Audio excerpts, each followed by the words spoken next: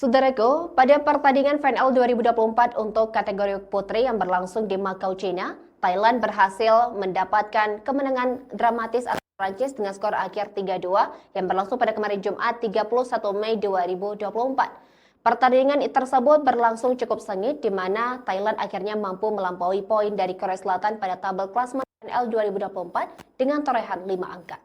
Sementara Korea Selatan masih berada di posisi 3 poin setelah kemenangan perdananya atas Thailand 2 pekan lalu.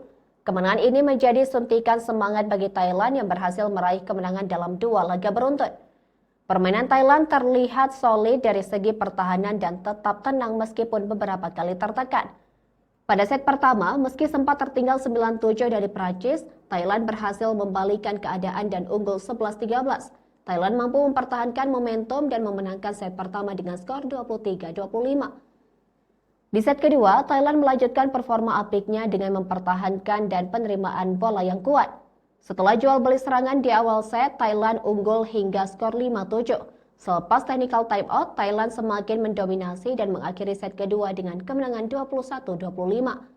Pada set ketiga, Prancis memperbaiki permainannya dengan serangan yang lebih efektif, mampu meredam langkah Thailand. Setelah duel alot, Prancis akhirnya memenangkan set ketiga dengan skor 25-23, memaksa pertandingan berlanjut ke set keempat.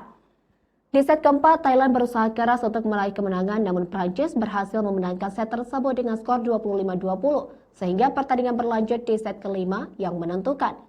Set kelima berlangsung dengan intensitas tinggi. Kedua tim saling berbalas poin sejak awal hingga skor 6-5 untuk keunggulan Prancis. Namun Thailand berhasil mengambil alih jalannya pertandingan dan membuat Prancis kewalahan.